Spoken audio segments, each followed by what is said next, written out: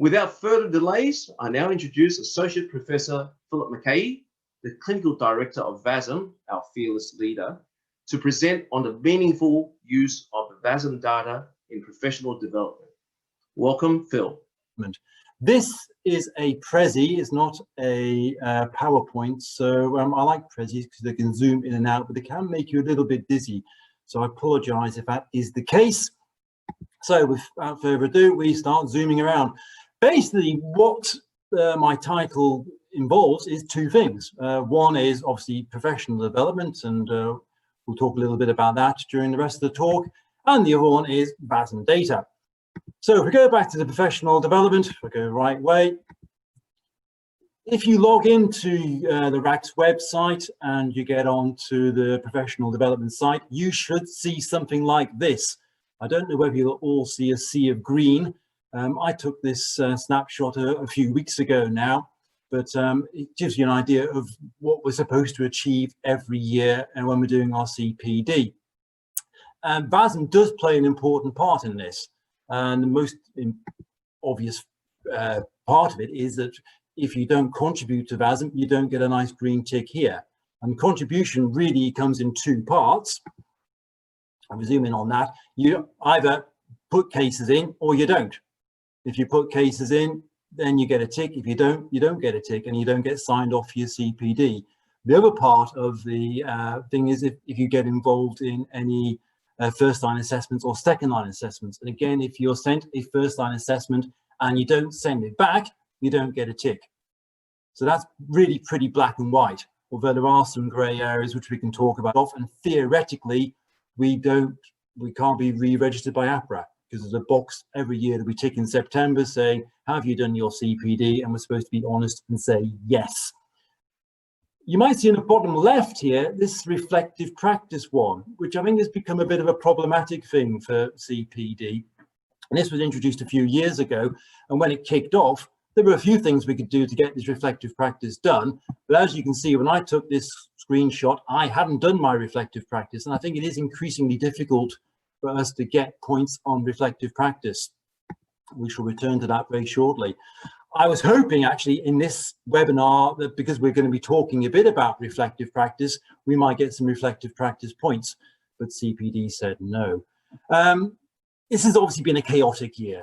COVID has changed everything and the college has recognized that we're going to struggle in certain circumstances to get our CPD up to date. So you've probably seen this on your emails from the college and it's certainly on the website as well, that they're trying to help us, which is very good. And particularly, they're going to give, really, without any questions asked, 10 points just because of COVID being involved. But they have also specifically addressed the reflective practice issues. And as it says here, they're going to be launching something to help us with that. It has now been done. And if you go onto the college website, you will see that there is now a reflective practice activity, which is basically you just fill in a number of forms, you try and reflect on what the questions say, and then sometime in the future, someone's going to assess it and see, is that adequate for your reflective practice points? I've done it. I haven't actually checked whether they've said it's okay or not. I've not heard anything from them. So they are trying to help us. And I think if you haven't done your reflective practice thing and the year's obviously coming to an end, get onto the website and check this out. The college also recognises that it probably needs to change a little bit, and there are going to be changes. I'm not going to be giving away any great secrets here, but for the first 6 months of 2021, there's going to be a foreshortened period of CPD, and they're going to announce exactly what's involved in that shortly. But then from the middle of next year onwards, CPD is going to be tied up with financial years rather than calendar years. I think that makes a bit of sense, really, because we do the APRA things in September. And when you're filling a form in September, you may have forgotten what you did earlier in the year and whether you're up to date or not. So it's going to be much more current. We're going to be aware of whether we are up to CPD or not. I think from our point of view in collecting data, it's going to make it a little bit easier as well. And we'll probably change our data collection years through the financial year as well. So just keep an eye on those sort of changes. It is going to be happening. And I think the college is pretty proactive regarding this. and trying to be as helpful as possible. And CPD are very, very helpful. If you are struggling to get your points, ring them up and they will take you through as much as they possibly can. So that's enough about the professional development and college side of things. If we then move over to the VASM data, I think there's a number of areas where we can use this data for CPD. And the most obvious one is, again, if you log on to the college website, you'll find, possibly with some difficulty, the ANZASM pages, which this is called the Fellows Interface. And this is the front page of the Fellows Interface.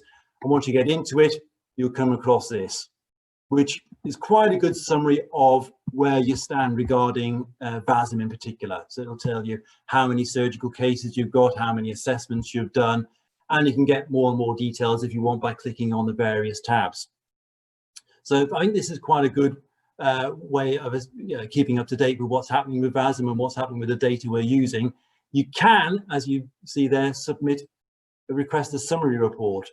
I don't know whether many of you do this. I got this a few weeks ago for the purpose of this meeting, and this is my individual surgeon's report.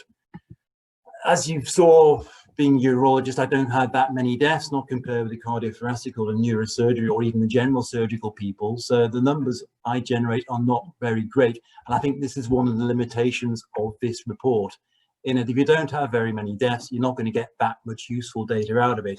But what is produced is your data compared with average data, both in Victoria and nationally, so you can compare yourself with your peers and hopefully get an idea of whether you are an outlier or not. And hopefully most of us aren't outliers.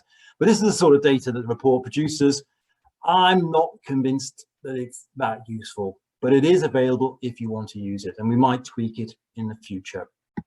So that's one element of the data that we collect from all of these death reports. The second way of looking at it is our cumulative way of going about things. So we produce an annual report which is accessible to everybody. You can download this off the website if you want to, and it collates everything that's been done in the previous year. So this is our report from, it was released actually the end of October. Even though it's called 2019's report, it is the most current report because it's looking at 2019's data.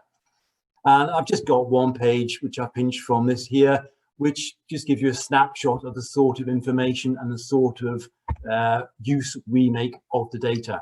And this is just the very early in the report. And it is quite useful. And I think we can safely say from the cumulative data, if you look at the overall mortality rate in Victoria, that we operate in a very safe environment. So a mortality rate of 0.2% is world leading, is world equaling. You're not going to get any developed country getting much better than that. So from that, we can say, as a group of surgeons in Victoria, we're doing pretty good. We can always do a bit better, and that's why we go into greater detail. But overall, we can safely say surgery in Victoria is good. And the other thing that comes out of it, and this is probably the more interesting stuff, is the assessments. This is where the peer review looks at the assessment and whether there's been any problems or not. And we break it down, as I'll show you very shortly, into adverse events, areas of concern and areas of consideration. And all of this comes from the data. So you can look at that to your heart's content. And I think probably a more useful report is also produced for the hospitals. So from this, and again, this is open to everybody, an awful lot of data is produced, an awful lot of it's going to be fairly meaningless to most people. So instead of just the data, we do produce these nice funnel plots. And I think this is the sort of headline stuff that comes out of our reports. And you can see from here, what we're looking at is preventable deaths. So that's using those clinical management issues I mentioned a little bit earlier, about the number of deaths compared with the total number of deaths per hospital. So this is individual hospitals. And what we're hoping to see, if you're comparing it with the red line, which on these ones is the national average of deaths, you're not going to have many outside the confidence intervals. So the first confidence interval here is 95%. The second confidence interval is 0.02%. So really, you don't want to be seeing anybody in these sort of areas of here at all. But as you can see, we do pick up various institutions. And what we're hoping to see is that over time, if we take that information back to the hospitals, which they get this information from the report, they will be able to say what's going on here. Can we get ourselves back into the sort of the huddle around the mean? So we can produce, as you've seen here, 3-year data, 5-year data, and also 1-year data. So the 1-year data is obviously smaller numbers, so it's going to be probably less statistically significant. But if you did have an outlier like we have in 16, 17 here, we would hope that 172, if we look at 18, 19, 19, 20, has done something about that and doesn't appear again and again and again. Obviously, if it does, that's going to be of some concern, and we can possibly do something about that now that we're working a little bit closer with the Victorian Perioperative Consultative Council, which I'll mention a little bit later. So this is the sort of information we can get, a sort of combined aggregate. The third area, I think we can use VASM data to help our CPD. This is just a screenshot of massive data. This is something I pulled up on urology, where we're looking at over 1,000 deaths, and we just pulled all the data from around the country. And so you can see there's hundreds of thousands, if not millions, of data points here, which we can use for research and to try and get lessons out of it. And what we've used this data for, we've had a couple of papers published, and anyone can get hold of this. They just apply to VASM and we can try and pull it for you. So from that, we can pull out papers. And what I was particularly interested in, and we haven't published this yet, but I'll share it with you very shortly, is looking at these areas of consideration, concern, and adverse events. This is what the surgeon gives us. You've probably all filled in a lot of these forms, but this is in effect reflective practice. It's saying when someone has died, which after all is a pretty disastrous event, was there anything that went wrong with it? And then we also ask questions later on. In retrospect, was there anything you would have done differently? And you would hope that we're going to be honest with ourselves, because this isn't going to be published in an individual basis. The only people that get this information are yourself and the assessors, and me to a certain extent. It's not going anywhere else. So it is an opportunity to reflect on what's been going on with the care of this particular patient. So looking at the urology data, just over 1,000 cases, and these are fairly typical figures. About 14% went for second-line assessment, and from the various assessments, about a quarter we felt there was a clinical management issue, and that's fairly consistent with the national data as well. But if you look at the concordance of our assessors thinking that there was an issue compared with the operating surgeon, it's only about 50%. And you can understand that to some extent, people have a difference of opinion. Probably a little bit more worrying is that when there was a significant clinical management issue, the concordance is only about a third. So people maybe aren't being as honest with themselves as they possibly could be.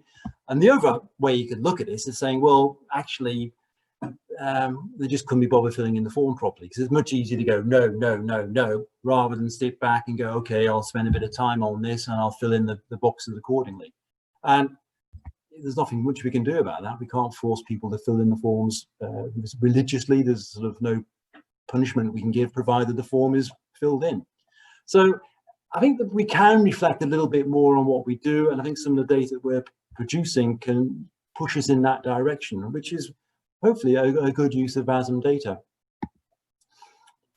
So in terms of data, as you can see, there's lots of ways we can use it, and you're welcome to use it. If you want to get involved, please do, just apply to us and we can get whatever data you want out of it. As Patrick said in his introduction, we're working very closely, and we're actually funded by Safer Care Victoria, which is in fact funded by the Victorian State Government as well. So this webinar series is reflecting, hopefully, our close working relationship with Safer Care and with VAHI, which is the information arm of the Victorian Government. And the next webinar in particular is going to be involving VAHI and Safer Care. So I think it's important, we are trying to break down these silos between the various departments. We're trying to work very collaboratively together. And what's helping particularly with that is the new VPCC, which David Waters is in chair of.